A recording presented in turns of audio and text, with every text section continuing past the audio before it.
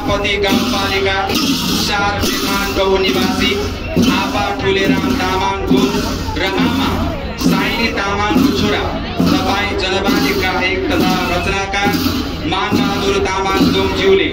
गीत सङ्गीत क्षेत्रबाट सांस्कृतिक जागरण पैदा गर्न मिति 2035 सालमै खानकाली सांस्कृतिक समाजको अध्यक्ष भई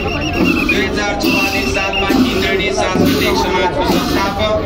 2050 सालदेखि नेपाल तामाङ खेदुङको अभियानमा आबद्ध भई नेपाल तामाङ संस्कृति खेदुङको संस्थापक सदस्य हुँदै तामाङ सांस्कृतिक पुनर्जागरणको अभियानमा सामेल हुँदै तामाङी